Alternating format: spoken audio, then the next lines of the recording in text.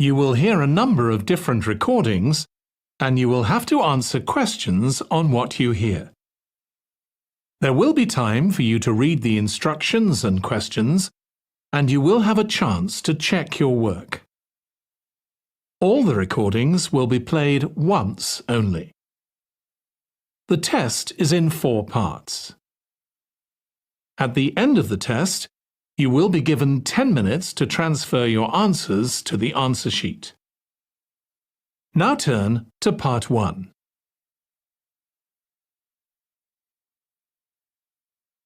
Part 1. Now we shall begin. You should answer the questions as you listen because you will not hear the recording a second time. Look at the registration form.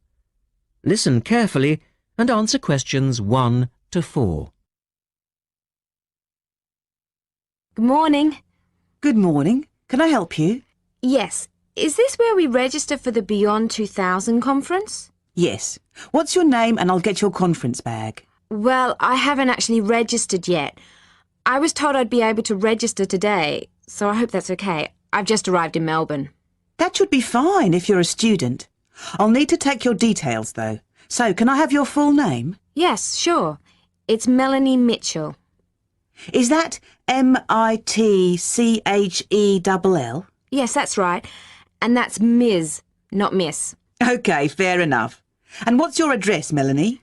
I live in student accommodation at Sydney University, so my address there is Room 66, Women's College, Newtown. OK. And which faculty are you studying in? I'm in the Faculty of Education. I'm doing a Master's in Primary School Teaching. Right. And may I see your student card because I need to verify that you're a current student? Yes, sure. Here it is. My number is 994578ED. The woman asks the student some more questions about the conference. Look at questions 5 to 10.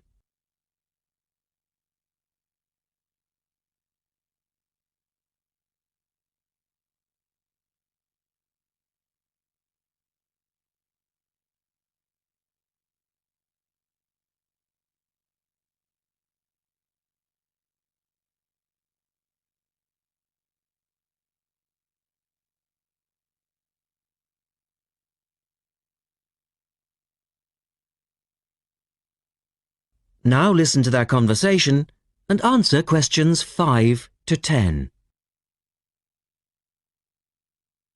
OK. Now, do you want to attend all 3 days? The conference runs from Thursday to Saturday. Yes, I think so, if I can afford it. What does it cost? Well, you're eligible for a student discount, which makes it $15 for a day registration or $40 for the 3 days, though it is possible to register for half a day only. I'll register for all 3 days, please. Good. Now, will you be requiring accommodation while you're here in Melbourne? Yes, I suppose I will. What's available? Well, we have several levels of accommodation. You can share a room with another student for $25 a night. Or you can have your own room but share the bathroom. I believe it's just down the corridor. That's $45. Right. Or you can have a single room with your own bathroom. I don't mind sharing a room. On second thoughts, yes, I do. I'll have my own room, but I'll share the bathroom. Right. Now, the conference fee does not include meals, though you do get tea and coffee in the breaks. Shall I put you down for lunch? That's an extra $10 a day. And there's the conference dinner on Friday night, which is $25. Oh, and what about breakfast? Hang on a minute. It's all starting to sound rather expensive. I'll have the lunch, but not the dinner or breakfast, if that's okay. Perfectly okay. Now, a couple of other things. There are a number of special interest groups organised. They're known as SIGs, and you're asked to nominate your preference. They'll take place on the Friday afternoon and Saturday morning, but they're filling up quickly, which is why you need to nominate now. Right. What are the SIGs? Well, there are 6 altogether. Let's see. On Friday, you have a choice between computers in education or teaching reading skills. Or a session on catering for the gifted child. Oh, they all sound interesting. But technology in the classroom is really my area of interest, rather than reading. So I'll go for that. I can probably read up on the gifted child topic myself. Right. And then the Saturday options are a session on cultural differences, or there's music in the primary curriculum, or you could go to the one on gender issues in the classroom. Wow! Can I go to them all? They all sound fascinating. Afraid not. Well, I'm really interested in how boys and girls behave differently, even when they are very young, so I'd better opt for the third session, even though the cultural differences sig is probably really interesting too. Right. And the music option would be interesting. And how would you like to pay?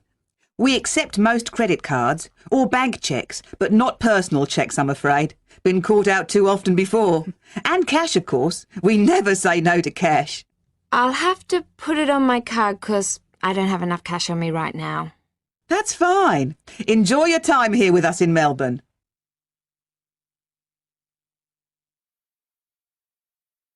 That is the end of part 1. You now have 1 minute to check your answers to part 1.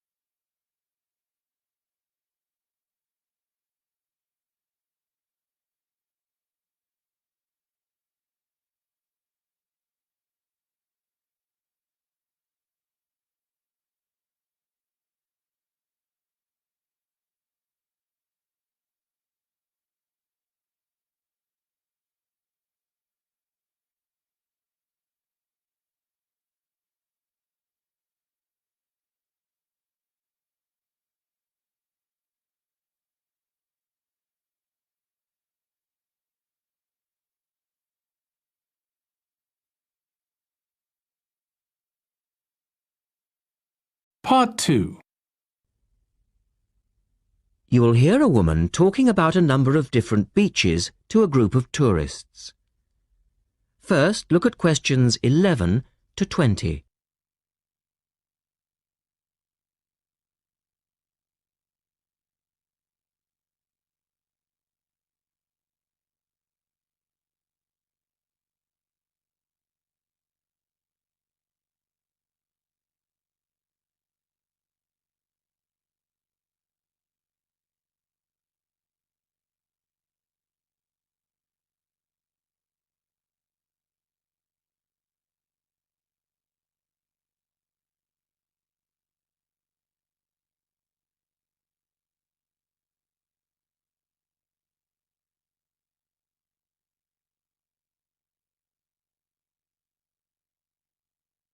As you listen, answer questions 11 to 20.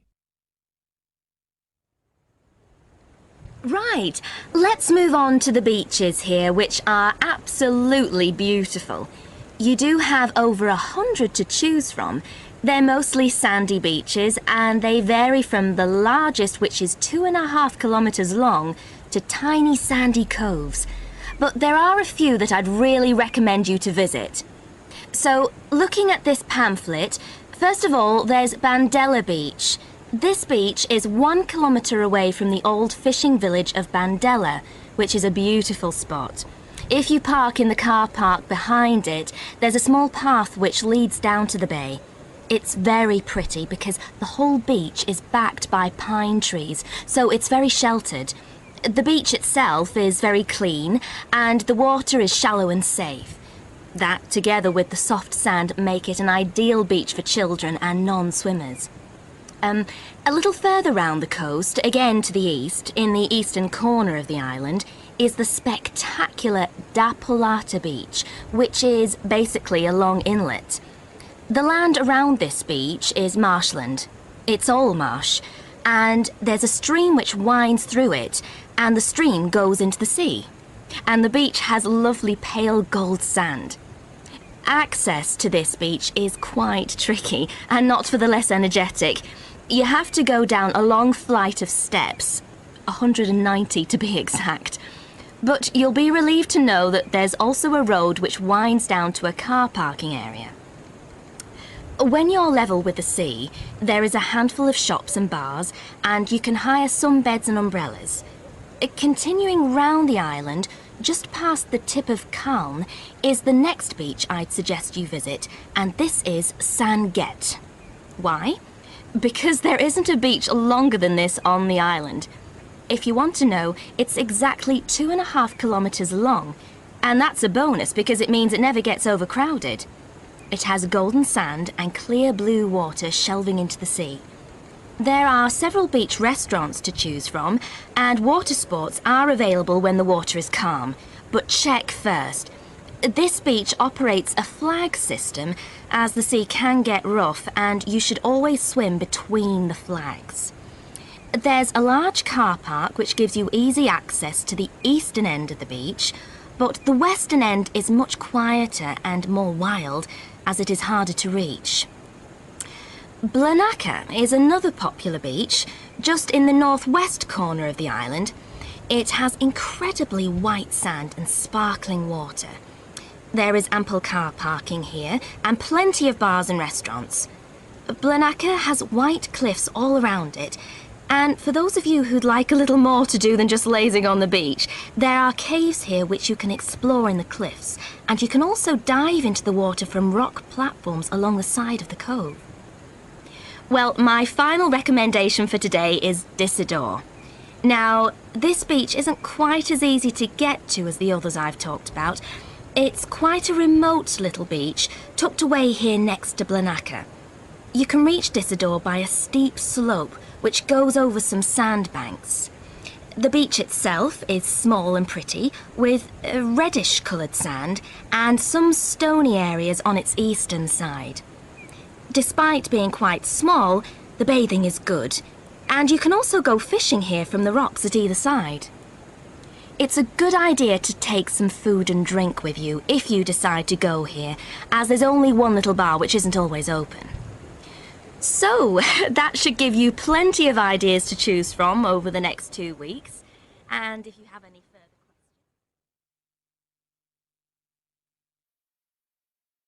That is the end of part 2. You now have 30 seconds to check your answers to part 2.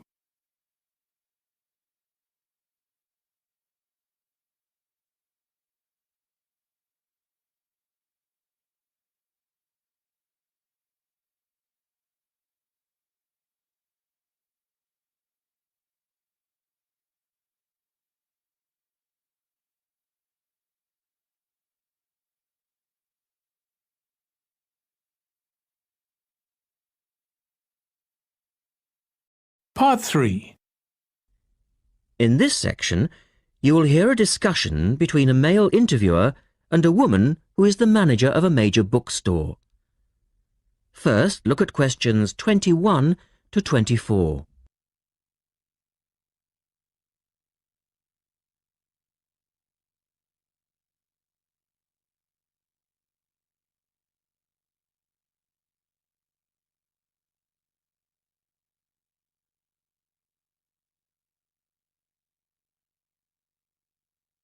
Now listen to their conversation and answer questions 21 to 24. The start of a new academic year is a challenge for booksellers. Lee Rogers talks to one major bookstore manager. Jenny Farrow, you're the manager of Dalton Books, and you sell an awful lot of books to students, don't you? Yes, we do. How do you manage to make sure that you're going to have the books students need when all the new courses begin? Basically, we make preparations long before they arrive. Like all other major book retailers, we have a database of information. And using that, we contact course conveners in May and ask them to send us their book lists.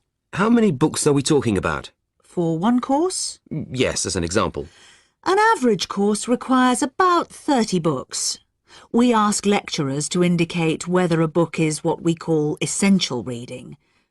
You know, the students simply have to get it, or whether it's what they would term recommended reading, or whether it's just a supplementary text that they tend to refer to as background reading. What about predicted buyers? It's not a perfect system, unfortunately. If a lecturer tells us that he expects us to sell 100 copies of a book, we know that we could actually sell anything from 50 to 150. That's why in practice, when it comes to ordering, it's a lot safer to go by the previous year's sales figures, if that's possible, of course, if we've sold the book before. We also build other factors into the equation, including the type of course that the books are for, the student's year group, and a measure of our own judgment. And these criteria make a fairly accurate guide? As accurate as we can be, yes. Look at questions 25 to 30.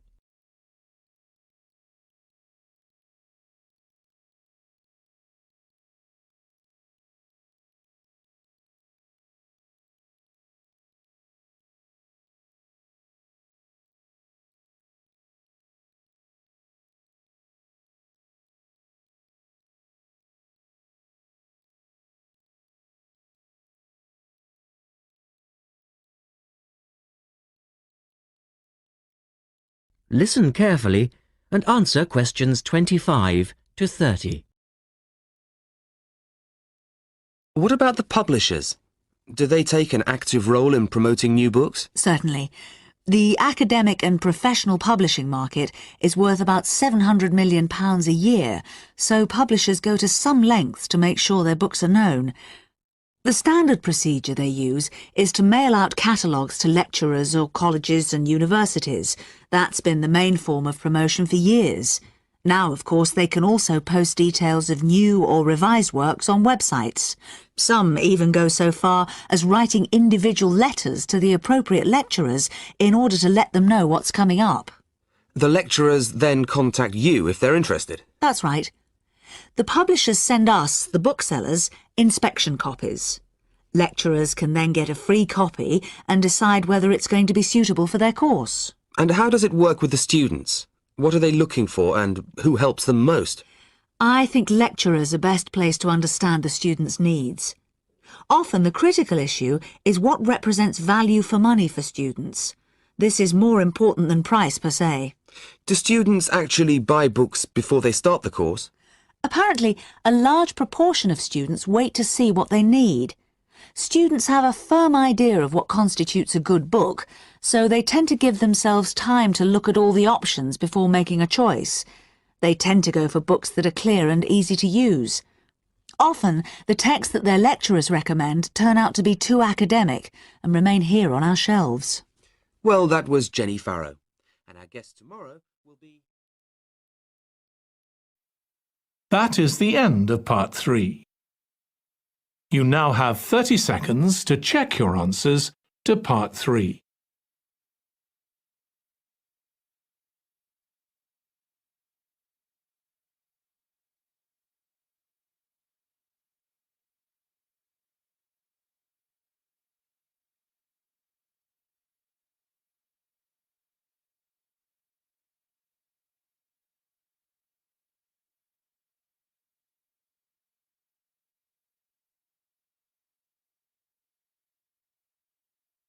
Part 4. You will hear Rebecca Bramwell, an artist and illustrator, giving advice on how to get your first job or commission as an artist. First, you have some time to look at questions 31 to 35.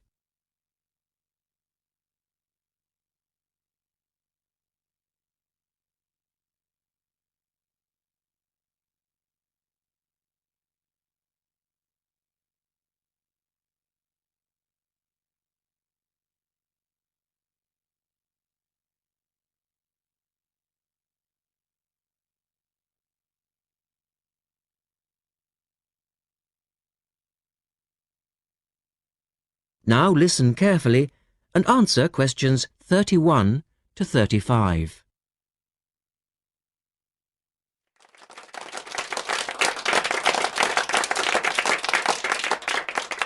I'd like to introduce Rebecca Bramwell, an artist and illustrator who's come along today to talk to you all about getting your first job or commission as an artist. Over to you, Rebecca. Thank you for inviting me. I remember when I graduated back in 1983, I was very excited about getting my first commission. My degree was in fine art, and I'd worked long and hard to get it. I was an enthusiastic student, and I never found it difficult to find the incentive to paint. I think as a student you're pushed along by fellow students and tutors, and the driving force is there. However, when you leave college, you find yourself saying things like, I'll have one more cup of coffee and then I'll sit down to work. I hate to admit it, but I say it myself. Suddenly, it isn't finding the inspiration or getting the right paper that's a problem. It's you. In my view, there are a number of reasons why this happens. It's a real challenge making a decent living as a new artist. You have to find a market for your work. Often you work freelance and need to take samples or portfolios of your work from place to place. These experiences are common to a lot of professional people. But artists also have to bare their souls to the world, in a way.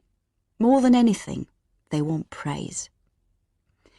If people don't like what they create, then it can be a very emotional and upsetting experience hearing them say this.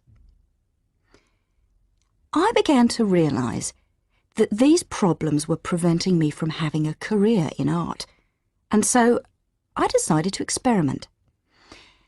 I was a painter, but I started to dabble in illustration, drawing pictures for books, cards, and this offered me the opportunity to become more emotionally detached from my work. I was no longer producing images from the heart, but developing images for a specified subject, taking a more practical approach. I began to develop a collection of my illustrations, which I put into a portfolio and started to carry around with me to show prospective clients and employers. But it was still tricky because publishers, for example, want to know that your drawings will reproduce well in a book. But without having had any work published, it's hard to prove this. Having a wonderful portfolio or a collection of original artwork is, of course, a first step. But what most potential clients would like to see is printed artwork, and without this evidence, they tend to hold back still when it comes to offering a contract. Look at questions 36 to 40.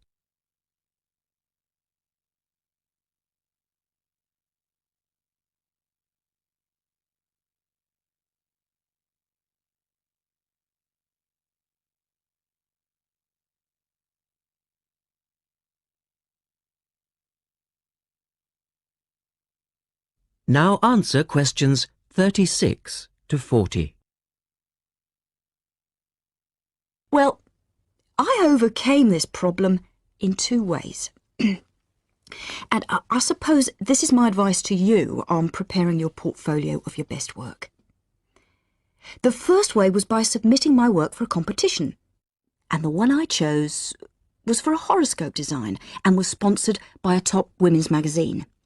There are a few of these competitions each year, and they offer new illustrators an opportunity to showcase their work. The other approach I took was to design and print some mock-up pages of a book.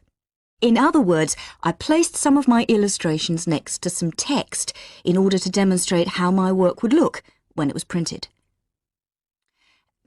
Perhaps I was lucky in that I had taken a degree that provided me with all-round creative skills so that I could vary my style and wasn't limited to a certain technique. Now, I think that is important. The art world and many other creative fields do try to pigeonhole people into snug boxes with an accompanying label. Now, I think you should try to resist this if you feel it happening to you. If you don't, you'll find it difficult to have new work accepted if you try to develop your style at a later stage in your career. Nevertheless, when you start out, and particularly when you're going for an interview, it's important not to confuse people by having a lot of different examples in your portfolio. One remedy for this is to separate your work into distinct categories. In my case, I did this by dividing my design-inspired illustrations from my paintings. It's then easier to analyse the market suited to each portfolio, such as magazines, book jackets, CD covers, etc. Working under two names is also useful, as it clarifies the different approaches and offers a distinction between them. I think it's been hard for artists to be recognised in anything other than the pigeonholes that they've been placed in. Luckily, these barriers are slowly being demolished. So I really do wish you all the very...